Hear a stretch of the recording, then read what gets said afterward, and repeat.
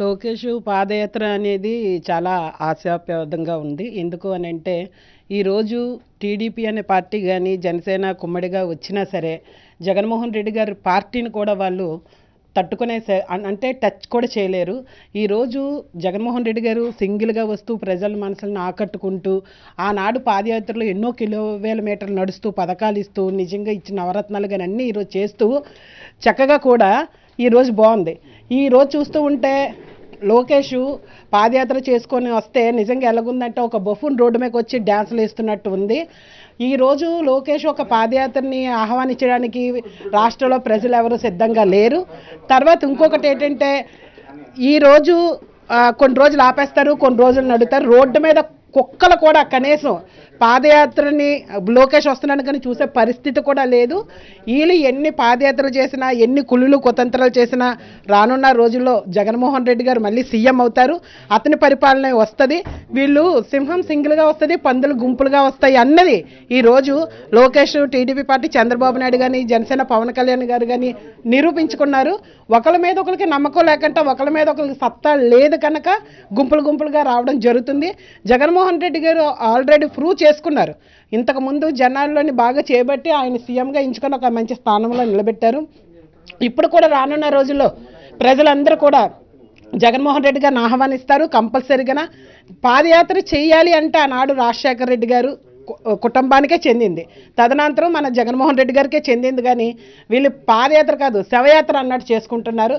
కనుక విశాఖపట్నం కానీ, ఏ జిల్లాల్లో కానీ, ఏ దాంట్లో పాదయాత్ర అంటూ అడుగుపెట్టినా లోకేష్ గారికి చెప్పులతో, చీపులతో, సీవేట్లతో ఘన స్వాగతం పలుకుతారు తప్ప మనస్తోటి ఒక మంచి నాయకుడు వస్తున్నాడని ఆహ్వానించే పరిస్థితులు అయితే రాష్ట్రంలో ప్రజలు ఎవరు లేరని మేమైతే ముఖాముఖిగా చెప్తున్నాము. రానున్న రోజుల్లో వైఎస్ఆర్సీపీ జెండా మళ్ళీ రెపరెపలాడుతుంది. ఎందుకు ఈరోజు చూస్తూ ఉన్నాం, వాళ్ళు ఏదో 10 మంది వస్తున్నారు, డబ్బులు ఇచ్చి మనుషులు తెచ్చుకుంటున్నారు. డబ్బులు ఇచ్చి మనిషికి 200 ఇచ్చి బిర్యానీ ప్యాకెట్ ఇచ్చి పాపం ఆరోగ్యంగా ఉన్న వాళ్ళకు కూడా మందు బాటిల్ అవన్నీ సప్లై చేసి తీసుకొచ్చి పాదయాత్రలో నించుని పెట్టుకుంటున్నారు. వాళ్ళు నిజంగా ఎంతకు బలి తగ్గించారంటే లోకేష్ పాదయాత్రలో ఇటువంటి దారుణాలు జరుగుతున్నాయి. ప్రాణాలు పోయినా సరే మాకు అదేం అవసరం లేదు, మాకు రానున్న రాజకీయమే కావాలి అనే ఒక దిశగా వాళ్ళు ఇవన్నీ కూడా లక్ష్యకుండా చేస్తున్నారు.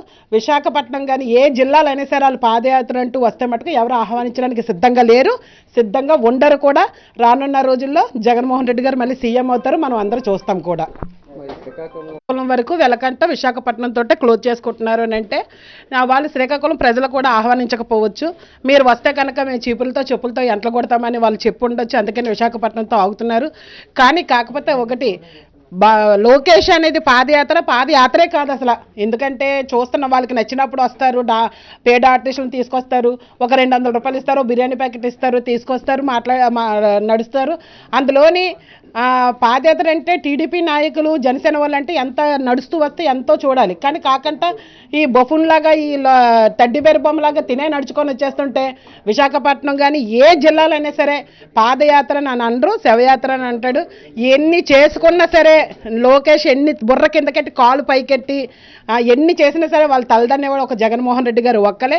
పాదయాత్ర అని అన్నారు అంటే అది వాళ్ళు వైఎస్ఆర్ కుటుంబానికి చెందింది మాత్రమే తప్ప ఇంకా అది ఎవ్వరు కూడా వాళ్ళు అది రీచ్ అవ్వలేరని మేమైతే చెప్తున్నాము. లోకేష్కి ఒకటే సవాల్ విసురుతున్నాం, మీకు దమ్ముంటే 2024లోని మీరు పిక్కర్ లేకుండా పోతారు. 2024లో కంపల్సరిగా మీరు పిక్కర్ లేకుండా పోతారు.